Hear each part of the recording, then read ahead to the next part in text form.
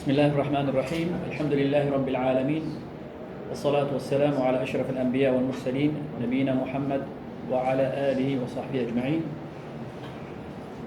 اللهم علمنا ما ينفعنا وانفعنا بما علمتنا وزدنا علما يا رب العالمين. حياكم الله جميعا. Welcome you all. Inshallah ta'ala, we're still talking about the evidences for Allah's existence, and today we'll shift from the logical type of evidences to a different type of evidence, which is the innate nature, fitra. So, dalil al-fitra, the evidence of fitra. Of course, the issue of fitra, what exactly it is it a knowledge that we have priorly within us, which explains to us who Allah is and what is the right religion, or is it something different? So the fitrah, like it is said, ما من مولود إلا ويولد على الفطرة. So no child, but he is born upon fitrah, the innate nature. فأبواه يهودانه أو ينصرانه أو يمجسانه. So his parents, either they make him a Jew, Christian, or a Majonism. So initially, by the nature in which we are created, we incline toward the haqq, the truth. So, like Allah says, subhanahu wa ta'ala, فَأَقِمْ وَجْهَكَ لِلدِّينِ حَنِيفًا. So, direct your face toward the religion, incline to the truth. So to incline to the truth. So based on this, we get to understand that al-fitra, it is a tendency within us that if it were left without any external influences, will be guided to Allah subhanahu wa ta'ala. Okay. So like every organ in our body, it is configured in a specific way. So our mind is configured in a way, if it were left alone without any external influences, we shall be guided to Allah subhanahu wa ta'ala. And this is the fitrah that Allah had placed within us, human beings. So this being said, some may think that based on the hadith of, or the ayah, in which Allah subhanahu wa ta'ala take the covenant of the sons of Adam. وَإِذْ أَخَذَ رَبُّكَ مِنْ بَنِي آدَمَ مِنْ ظُهُورِهِمْ ذُرِّيَّتَهُمْ وَأَشْهَدَهُمْ عَلَى أَنفُسِهِمْ أَلَسْتُ بِرَبِّكُمْ قَالُوا بَلَى أَنْ تَقُولُوا يَوْمَ الْقِيَامَةِ إِنَّا كُنَّا عَنْ هَذَا غَافِلِينَ. So Allah says subhanahu wa ta'ala, and mention when your Lord took from the children of Adam, from their loins, their descendants, and made them testify of themselves, saying to them, am I not your Lord? They said, yes, we have testified. This is lest you should say on the day of resurrection, indeed, we were of this and aware. So, it is mentioned in a hadith that Allah أخذ الميثاق من ظهر آدم بنعمان, that Allah took the covenant from the back of Adam in Arafah. And he brought out from his offspring before him, and he spoke to them face to face, subhanahu wa ta'ala. Alastu bi rabbikum? Qalu bal. Am I not your Rabb? They said, yes, indeed you are. And the ayah. So this is to say that this matter, of course, we are not aware of. We don't recall, we don't remember, but this took place based on Allah's statement subhanahu wa ta'ala and this hadith. So they say this is the fitrah in which Allah had placed within us, tendency within us that will guide us eventually to Him subhanahu wa ta'ala. But it's not a complete knowledge that we may have inside. Once we grow up, it comes out stating that we believe in Islam, we believe in Allah, we accept the Sharia of the Islam, because this was not within us priorly. Like Allah says subhanahu wa ta'ala, وَاللَّهُ أَخْرَجَكُم مِّن بُطُونِ أُمَّهَاتِكُم لَا تَعْلَمُونَ شَيْئًا. So from day one, once we are born, we have no knowledge whatsoever. But we have the tendency within us to be guided to Allah subhanahu wa ta'ala. Like I said, since Ya marhaban, Ya marhaban, Allah shabab. Hello, sir, hi. Ya hello, sir, hi. Assalamu alaikum, hello, shabab. Good to see you guys. So, like I was speaking about the dalil al-fitra, the proof of fitra for Allah's existence. And based on the ayah, says that we have prior sort of knowledge, right? While the other ayah says, وَاللَّهُ أَخْرَجَكُم مِّن بُطُونِ أُمَّهَاتِكُم لَا تَعْلَمُونَ شَيْئًا. Is these two ayahs conflicting? No, they are not conflicting whatsoever. The first ayah speaks about the fitrah that we have within ourselves. The second ayah speaks about that we are born without any knowledge whatsoever. But it is said that fitrah means that if we are left alone without any external influences, where the shurut are met, the barriers are negated, the impediments are negated. تحقق الشروط وانتفاء الموانع. This is a قاعدة said in so many cases, where if the shurut were met, the تحقق الشروط وانتفاء الموانع are removed, then that person will certainly be guided to Allah subhanahu wa ta'ala. So this is the fitrah that we sense within ourselves, that Allah is there subhanahu wa ta'ala. And this fitrah speaks out clearly in every human being. And when we see some human beings brought up in an environment where there are external influencers to shape their way of thinking, to shape their level of knowledge, then there we may see people becoming atheists, becoming Christians, becoming Jews, or whatever faith is around available, right? But if these people were left alone, they will be guided to Allah subhanahu wa ta'ala, and they will be guided to the deen of Allah subhanahu wa ta'ala. So and we see this especially when any person is put into a calamity. He immediately hastens to Allah subhanahu wa ta'ala. Even if he is an atheist, you see him quickly going back to Allah subhanahu wa ta'ala, asking for help, asking for safety and security, subhanAllah. And like it is said, there is an idiom in the West saying that there are no atheists in the foxholes. Once you are in a battlefield confronting the enemy and you are about to die or in a state of great calamity, you look for Allah. You look for Allah. Even no matter how that person is an atheist, a denier of Allah's existence, once he is placed in that situation, you see him running quickly, asking Allah for his help subhanahu wa ta'ala. And I've mentioned to you the story of Dr. Lawrence Brown, right? How he was an atheist, but when his daughter was born and she was in a very critical medical situation where she's about to die and she requires a medical surgery, he went on and said, "Oh Allah, if you are there, please save my daughter." And his daughter was saved, subhanAllah, immediately.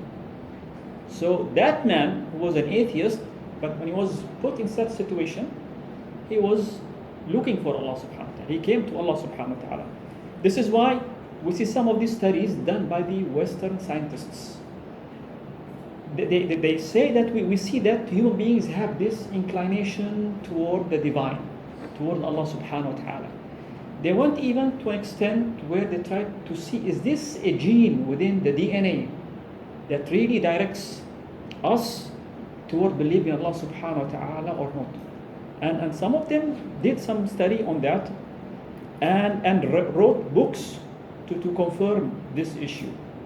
There was a person called Dean Hammer, and that man wrote a book called The God Gene, how faith is hardwired into our gene, trying to prove that faith is almost something instilled and hardwired within our genes that we cannot escape from. Why do we see all mankind since beginning of time until recently, you hardly see a person denying Allah's existence? All resort to Allah, whether they were in calamity or not. The issue of atheism and the growth of this direction in dealing with the faith and so on, it is something which is started contemporary. It's not something that was available throughout history. So it is something which is a nazilus, just started recently, a few decades back.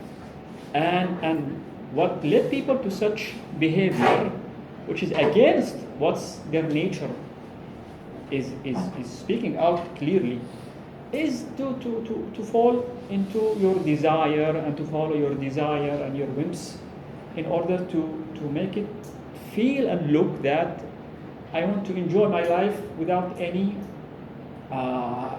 sort or level of feeling sorry or feeling that I'm committing a violation or so, because your conscience blames you in some cases. If you have some faith or so, if you commit any sin, you feel regret, a level of regret, and sorry, why am I doing this? So these people, you see many of them, they escape from the religion, they escape from faith in order not to allow their mind or their conscience to hold them, responsible for these shortcomings or behavior. But is this correct that there is a gene inside our DNA that make us go toward the deen and faith? Allah knows best. Allah knows best. We do not believe or deny. But we know as Muslims that Allah states clearly in the Quran that there is a fitrah, and the Sunnah equally, that we have fitrah and we have inclination toward Allah subhanahu wa ta'ala. And the issue of fitrah is of levels. When we speak about the al-mabadi' al-aqliya al-awwaliya, the primary logical concepts that we have almost instilled in us, like knowing that the part is smaller than the whole, right? The principle of non-contradiction, right? This is almost something of agreement before everyone. Like I said, either you exist or don't exist. You cannot be both at the same time. This is something known to everyone. Nobody can question. Nobody will even dare to question this, right? So such principles which are almost installed in us, this is part of the fitrah matters. That once the human being reach a level of where they can perceive what goes around them and so on, these principles force themselves upon him without him even thinking of trying to scrutinize these issues or try to check whether they are right or not, right? So this issue of primary logical concepts in us, it is also part of the fitrah in which we are, in which we have once we come to life. Also the issue of the morals that we carry and how objective morals are, which we'll talk about in coming class inshallah ta'ala. But these are also matters of the fitrah, right? How come all mankind come to agreement that justice is good, injustice is evil or bad, right? We see all mankind agreeing on this. Who placed these facts or these values within us that led us to come to such agreement? Also the natural instinct, like we spoke in the previous class, that we have within ourselves and the creatures around us, that from day one they know how to run their life. A child is born and from the first moment he knows how to breastfeed without any prior training whatsoever. So the ghariza, the instinct, the natural instinct that all creatures may have, this is part of the fitrah in which all creatures share. Also the teleological feeling that we are here for a purpose, that this life has a purpose. Like I said, the important questions: why are we here? Who brought us here? What does he want from us? And where are we going to go? So these questions, no matter how much we try to run our life, neglecting them, they force themselves upon us. So those who are coming to a conclusion and adopt the atheistic approach in running their life, they cannot escape off the feeling of perplexity because of these questions. They are in a state of great perplexity because these questions they impose themselves upon them, right? Why am I here? Who brought me here, right? And for sure, why am I here? It cannot be an issue of coincidence that all these creatures, multitude of creatures, we human beings having these capabilities of thinking and using, logic and reason in dealing with each other, how we operate in a society, how we procreate and how we sustain ourselves. This matters speaks clearly that there is a reason behind all that. There is a purpose behind all that. It cannot be just you are here, live your life. There is no purpose. For sure, once we die, and this is a question that really puts so many people into a great level of bewilderment. What's next? We die, then what's next? We need to understand where are we going after death. That's why you may see some schools are introducing like weird ideas of what happens after life, like the issue of incarnation in the Hinduism, right? Does not make any sense. It does not make any sense. How can you? I mean, your claim that there is incarnation. This is the issue of al-Ghaib. You need to have a level of wahi, revelation, to confirm such issue. So did you put this matter into experiment where you come to a conclusion that there is really incarnation and there is that people die and come back in a different form and so on? And at the same time, how can you tell that this person who now is a rat, one day he was a human being, now he's being punished in a low-level creature because he was not behaving very well on this life? Where did you get this information from? So seriously, people trying to escape from accepting Allah's existence and that He is the creator and there is revelation from Him, which decides what happens in the next life. And that matter, we sense it. It's called the al-Gha'iyya, the teleological fact that we know that we are here for a reason, that there is a purpose of this life. Like when we see any object or any man-made object, we know it's there for a purpose. When we even see a button, subhanAllah, we see just a button, we know that this button is there for a purpose. A button, which is an object that has only 4 holes or 2 holes, serves a purpose. What about this creature, before you? Not only any regular creature, but a creature who has reason and he can, social life and operates in a very, mind-blowing way, and the physical nature, the biological nature of this creature, all tells you that this cannot be abath, play or for no reason. It must serve a purpose. Another level of the innate issue is the al-irada, the will, that we have free will, right? Free will to decide to do or not to do. And all these issues, by the way, they are beyond matter. They are beyond matter. Atheists, when they come to a conclusion and claim that we are a product of the Darwinian process, evolution is the cause of our existence. But evolution deals with matter, right? With chemical reactions, with molecular reactions. But it has nothing to do with this realm. Al-fitra, the irada, the ilm, the purpose, all this beyond matter. It has nothing to do with matter. Then how would you, atheists, explain these issues? If the biological nature, the molecular nature, cells and all that deals with matter, what about the knowledge? This is a different realm. What about conscious? What about reason? What about the morals that we have? All that has nothing to do with the cell reaction, the molecules reaction, the chemical reaction, biological reaction, whatsoever. It is another level, beyond matter whatsoever. So this is why when these people come and and have the audacity to say, no, there is no God, we can really, put them into corner through such arguments that there is a big portion of our existence that you people are not able to explain. When you say science explains everything, what about this level of our life that science has no say in it whatsoever? So when it comes to this matter, alhamdulillah ta'ala, we have a stronger argument.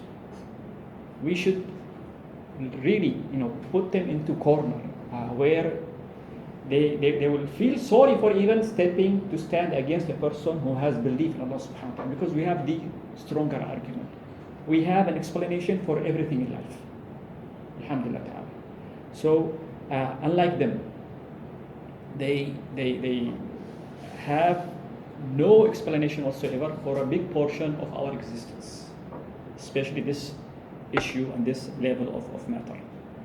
So when it comes to the issue of the innate, we see that even science and those who are specialized in history or anthropology, and they do studies of the society since the beginning of time, they say we have sensed that since the beginning of time that every society believed in the existence of the Creator. There was no trace of a society where they lived their life without believing in the existence of Allah subhanahu wa ta'ala, or God, the exalted He is. One great philosopher of the Greek, Plutarch,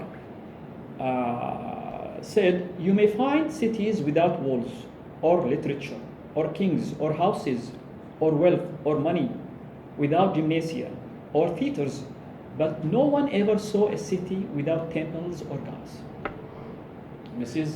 This guy, before the birth of Jesus, 122 years before the birth of Jesus, is saying this. There was no trace whatsoever throughout history that there will be a society, they may lack all that, but there was never a society without a sort of rituals or faith that there is a deity need to be worshipped, subhanAllah.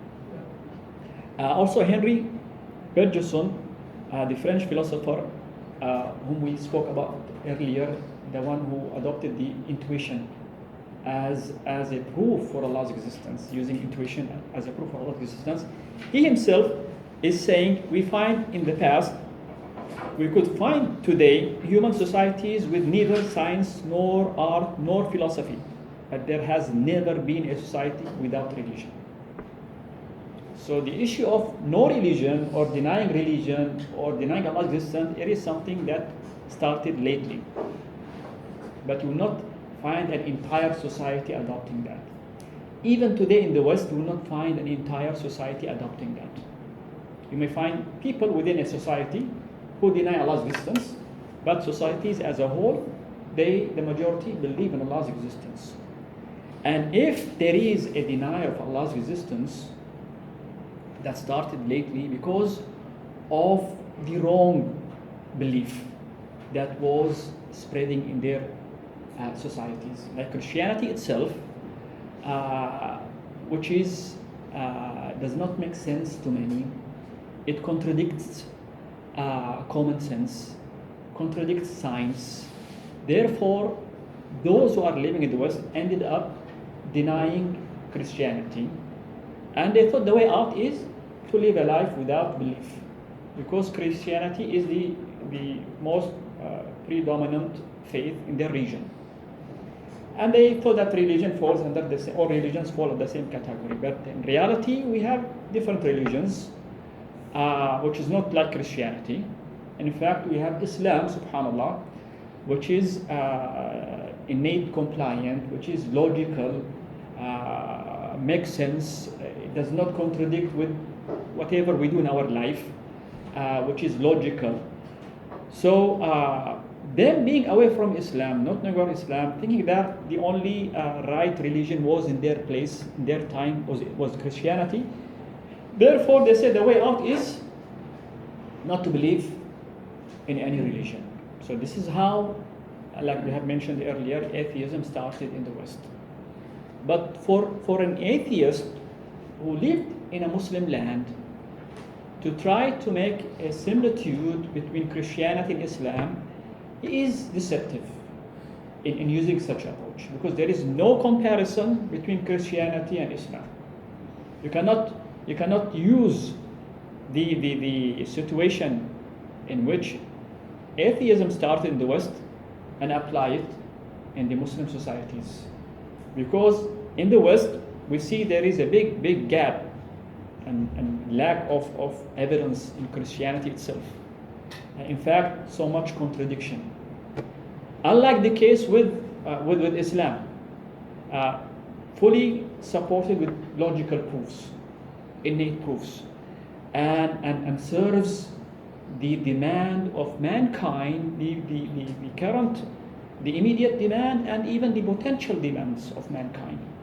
Unlike Christianity, it was practiced in a situation where it was standing against science. It was serving the tyrants who were ruling their lands and twisting their books in order to serve the noble people of their time against the laymen who were living in that land. That was not the case in Islam. Islam itself, it serves your relation with your Creator in a very ideal manner. Your relation with the people around you, with the environment, with your ruler, and gave everyone his appropriate role. Unlike Christianity, there was so much mess done in it. That's why whomever claims to be an atheist who was a Muslim earlier, born in a Muslim land, you tell him you have no stand or no correct position, no logical position to come and compare Islam to Christianity and to come to a conclusion that atheism is correct and should be acceptable. Another issue is the issue of, which I've mentioned to you, the religious inclination. That we see mankind all inclined toward the divine. That there is a creator, and this issue, we feel it within us. We cannot escape whatsoever. In fact, like I said, there were studies done that human beings have tendencies toward believing in God subhanahu wa ta'ala. And there was a study done which is a 3-year international research project directed by 2 academics at the University of Oxford, finds that humans have natural tendencies to believe in gods and an afterlife. This is a project involved 57 researchers who conducted over 40 separate studies in 20 countries representing a diverse range of cultures. So after involving 57 researchers and more than 20 countries these studies were done in, they come to a conclusion that there is a tendency in human beings toward believing in God and that there is afterlife. So even science and sociology and those who are specialized in this matter, they say that this is something we feel within ourselves. We cannot escape. We cannot escape. So how can we then claim and try to deceive those around us that this matter is not true or not correct, and that we are here for no purpose, and that we came to this life through a blind coincidence? This is a statement and a claim that stands against logic, against our innate nature, against what history and sociology and anthropology is proving to us. Science itself is proving to us that such claim has no value, that we are a product of a blind coincidence and that there is no creator whatsoever.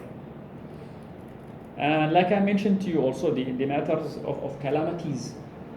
Once people are confronted with calamities, you see them all atheists and more atheists, even the Muslims who have shortcomings and falling into committing major sins, once they are put into a calamity, they hasten quickly toward Allah subhanahu wa ta'ala. Please save us, please help us.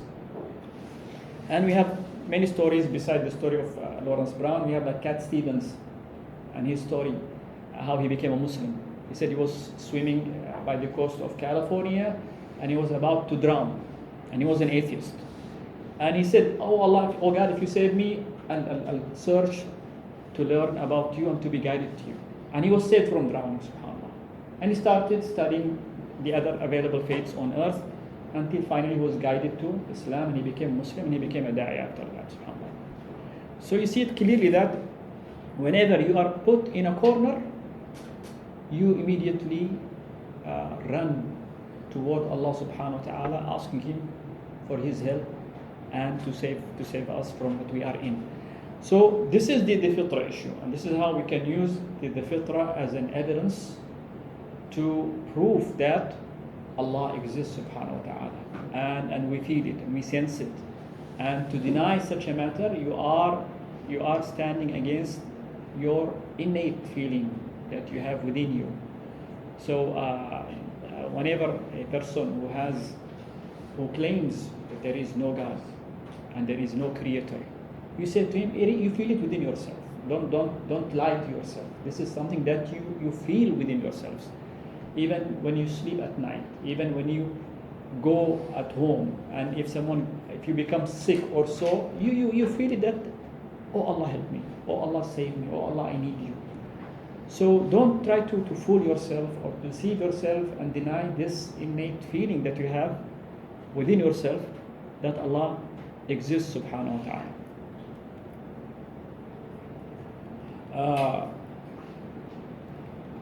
So this is the issue of fitra. So let us also move to the another level of evidences that we can use to prove Allah's existence, and this is using the morals argument. Go ahead, please. Actually, in the river of Fitra, cannot we also use the ayah of Surah Shams? Taqwa. Yes, absolutely. Sahih. So also this is not only fitra, but Allah subhanahu wa ta'ala may give you extra help. Like we see in real, some people are guided and some people are misguided. So what is the idea of guidance that Allah subhanahu wa ta'ala may give some people and deprive others from? And this is this all is a matter which does not entail dhulm from Allah subhanahu wa ta'ala for giving guidance to someone and depriving others for guidance. It is a matter of Allah subhanahu wa ta'ala is the all-knowing, and He sends from one person sincerity and looking for him subhanahu wa ta'ala. He may give him extra hand to be guided to him, while the other person he sends from him subhanahu wa ta'ala based on his prior knowledge that this person is a person who is not serious, is not sincere. So Allah leaves him for himself. He leaves him on his own. So Allah is not forcing him to be misguided, but He left him to his own. He does not give him the extra hand, the extra help like He does with the other person, right?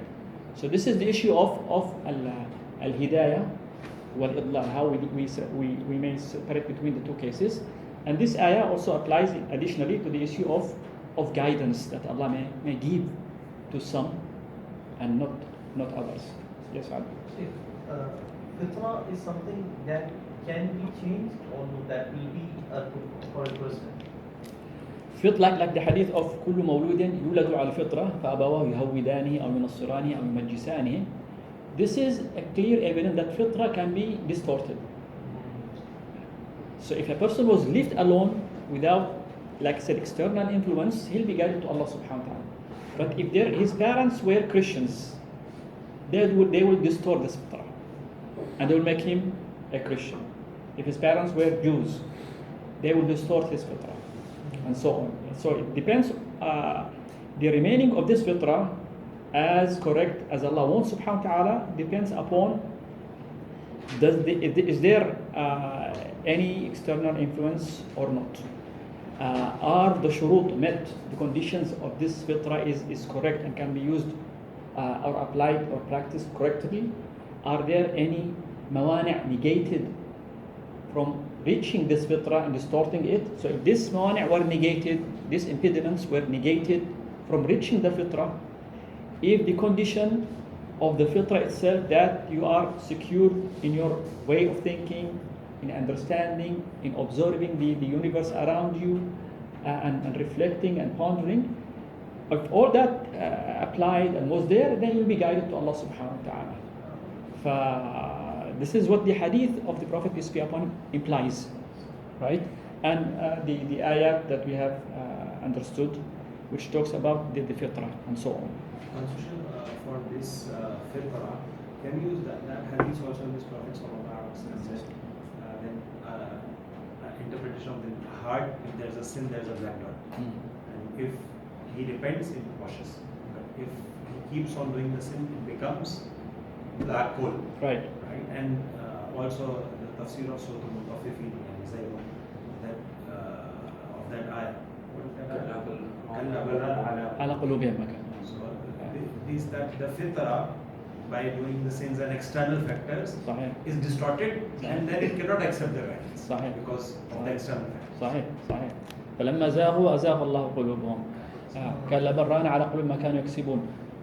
True. This is if you are left alone without these external factors, that qalb will be clear. Right? It will not be like black because of the sins that is bombarded it.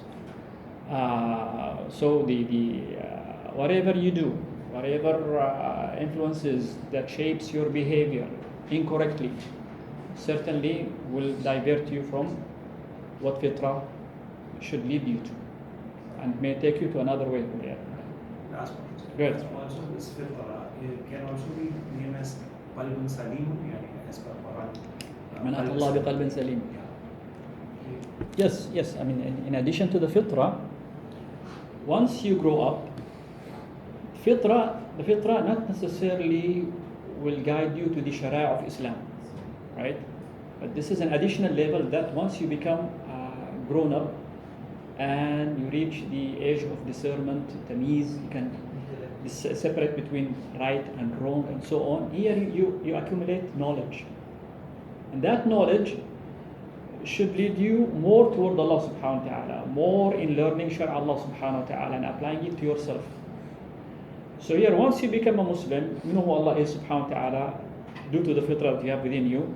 An additional matter is you yourself go and learn the deen, understand the deen. Once you have the right belief, once you have the right ibadah to Allah subhanahu wa ta'ala according to the Quran and the Sunnah, here you are with a qalb salim, with the sound heart, right? And you have reached a level of ihsan, level of great iman in Allah subhanahu wa ta'ala. Here you meet Allah subhanahu wa ta'ala free from what violates your aqidah, what violates your ibadah, what violates your akhlaq and so on. And you meet Allah subhanahu wa ta'ala with this qalb salim. So the qalb salim is an additional matters you add after the fitrah that make you reach this level where you meet Allah subhanahu wa ta'ala free from any deviance or bid'ah or shirk or whatever. So this point of fitrah and qalb salim, can we add so to more also any, for example, this fitrah, and then the sharia and ilm of sharia, it becomes nurun ala nur, yani it's the combination of. صحيح أحسنت. صحيح. True. Absolutely. Yeah. الله يبارك فيكم. Fitra can be the mind, or in English can we say it's the mind? The fitrah, it's something within us. Instinct. So sorry. Instinct. It's instinct is part of the fitrah. Yeah. Instinct is part of the fitrah. Is it the mind? Is it the heart? This is a matter between ulama. The ulama said that the heart is the place where the decision is made. When the mind is the place where the calculation and evaluation is done, and it is presented to the qalb to give decision in a matter. Okay, so where the fitrah is exactly placed, like so where the aql is it in the heart or in the mind? This is like I have explained. Okay, and at the end, it is something configured within us.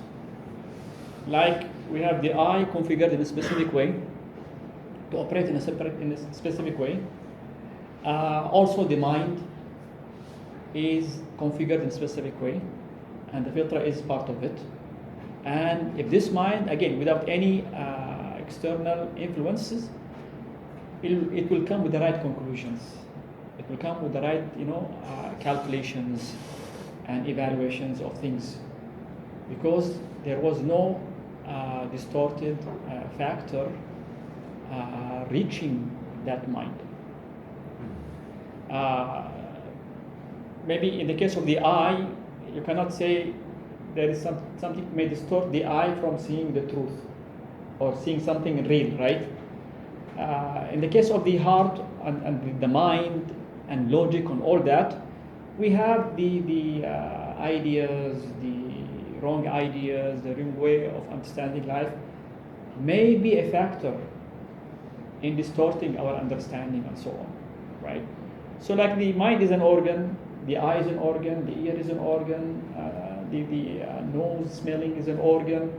It was configured in a specific way. Similarly, the case with the heart and the mind, they were configured in a specific way in order to help us, use the fitra properly to come up to this right conclusion. Can you say like this, mind is a part of fitra, nafs is a part of fitra, but fitra is not nafs. Nafs is We cannot go into that specific details because where exactly this fitra is placed in us, the mind or the heart, Allah knows subhanahu wa ta'ala. The nafs, again, they said the nafs, it's the body and the soul, while the ruh is the ruh separate from the body, right? So you may get into issues that it's of al-ghayb. It's of al-ghayb, and we cannot come to such conclusions from. And isn't this the reason why the Westerns are really focusing on youngsters or young people? Because at that time, fitra, because as you said, fitra is built and it moves towards Qur'an study as well. So at that time, it can be distorted for them easily. That's why they have so many misguidance at the younger age itself in the Western side. Sahih. I mean, the West is planning things in a very smart manner. They know how to shape societies, how to shape communities. In fact, one of them was telling them to change a community, you need 15 to 20 years. To need to change the perception, the convictions of any community, you need 15 to 20 years. This 15 years is from KG until university. Once you change the curriculum in which you are teaching these kids from young age until they reach university, once you change that entire curriculum, you will be able to shape their understanding of life and how to run their life, their entire lifestyle. So if you want to change a community from being a community which is safe and secure from the corruption that we see in the West today, homosexuality, the LGBT, and this scary situation that they are in, what you see them doing right now is they go down even to the kindergarten level and bring homosexuals dressed up in women costumes, not any customs, wallahi, maybe may Allah save our tongues and ourselves, dressed up in hookers costume. Makeup is like not regular woman make that type of makeup, and clothings which are really only adulterers are dressing in such manner. They come to this school and they open stories and read for the children in such costume. Can you imagine this? What is the impact of that? That child will see that it is fine for a man who has a mustache and a beard, dress like a woman, and put makeup on like a woman. Not any regular woman, like a hooker or billah. And imagine, subhanallah, what's so ironic about these people is that sometimes you see them speak about some values, they really venerate these values. No, this is wrong. This is not right to violate. But when you see such matter and the level of violation they're falling into, you say, how can your mind on these minimal issues, mashallah, you're so strict. But this level of degeneracy, you are so open. So for a child, like I said, who is one day, or a boy who is one day younger, is one day less than 18 years old, you cannot buy a cigarette. You go to a store, you cannot buy a cigarette. You cannot buy alcohol. Why? He looks grown up. They say no. He's minor. He does not. Still, he's in an age where he cannot know what's right and what's wrong. This is their conclusion. Until today, they're applying it in the West. Even that he is not allowed to go out and vote to choose a president, right? Because they say he's minor, still young. But if that 10 years old, who is 8 years younger than the 18 years old, decides to change his gender, they say it's fine. But how come here he's a minor? He cannot know what's right and what's wrong. Hypocrisy. It's contradiction all the way. The issue of cigarette, it's not fine. But to get rid of your private parts and change them, your biological nature, you're going through deadly surgery to change your nature, to play with your genes and all that. This is fine. Really, when you look to their lifestyle and how they're running it, you get amazed, wallahi. How come here you're so strict on these values, but here the door is wide open? Seriously, this is how those people distorted the fitrah, where they make you come to a conclusion it's fine for a male to marry a male, for a woman to marry a woman, for a male to marry an animal. This is happening, by the way. To a woman to come and claim that she's marrying herself, so she is the wife and the husband at the same time. This is happening today in the West, wallahi. And everyone is saying, no, it's fine, it's your decision, as long as you're not harming others, you can run your life in a such style. And you see cases where you see a male marrying a male, and then a child is taken from a very conservative family because maybe the father yelled at that child or spanked that child. They take him away and they give these two males to raise him. What would that child be? Another abnormal human being. This is how they are corrupting the fitrah. So seriously, we as Muslims should pay attention to this matter. We see Muslims, sadly, today, in the West or even in the Muslim lands, they take their own children willingly and place them in schools where the entire staff of that schools are either atheists or secularists who care less about Islam or deen or anything. Why are you doing this to your child? This is an excellent school, mashallah. In science, they are very strong. In this type of measure in education, they are the number one. But what about your child's faith? He cares less. And you see this father and this mother, mashallah, in the masjid, 5 times a day he prays in the masjid, and he does not miss the first row, maybe, and he is, mashallah, mutawwa, like we say. But where his child is, he is in a school, and he is there 8 hours a day. More time spent in that school than with him and his mother. What is the impact upon that child? Fitrah will be distorted from day one. Wallahi. A secular principal will not be so keen to teach your child to be a devoted Muslim. In fact, he'll be so keen that your child carry his values.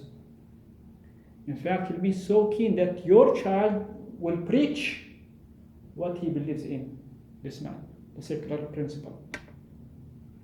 So look what are we doing to our children. Sadly, this is conservative practicing Muslims are doing this to their children today. They are distorting the fitrah of their children. And then they say, why my child is not obeying me anymore? Why my child is not praying? I'm trying to help him to pray and he's not listening to me.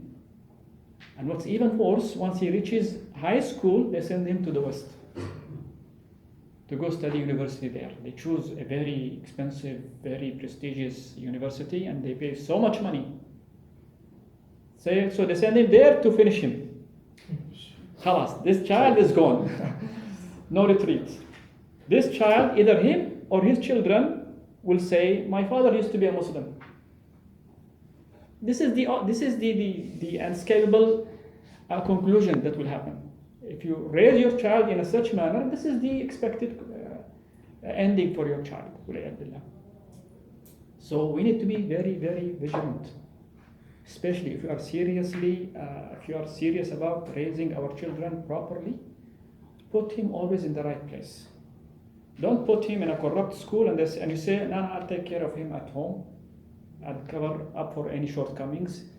No, that school, he spends more time there than when he does with you.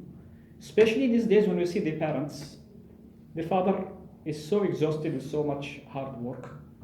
8 hours, more than 8 hours, he's at work. He comes home, he does not have much to sit with his child and educate him on what he should be upon.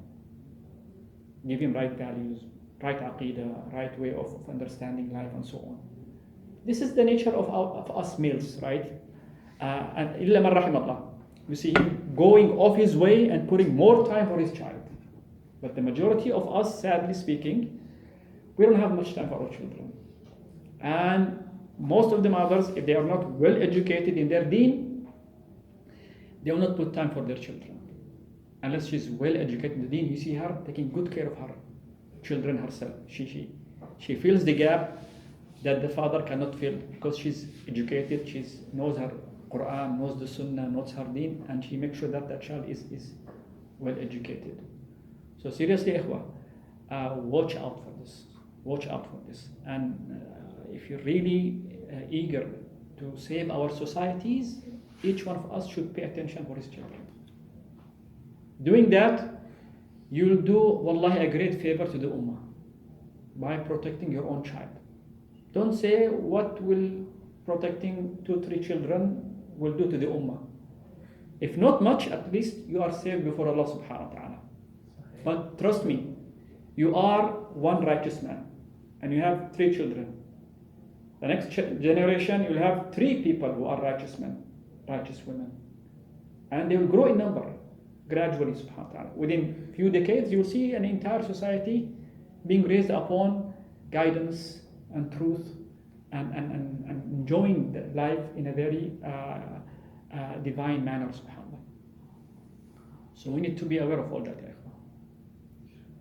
I guess we'll keep the issue of the moral arguments for the next class where we can expand on that. Do you have anything to share or say? Yes. But you want to pick up something? We showed that video to Sheikh. MashaAllah. I was very pleased with that video. I just really wanted to say, and first and foremost, Jazakallah khair for you, because mashallah, you have amazing orating skills, mashallah, and the way you do the pauses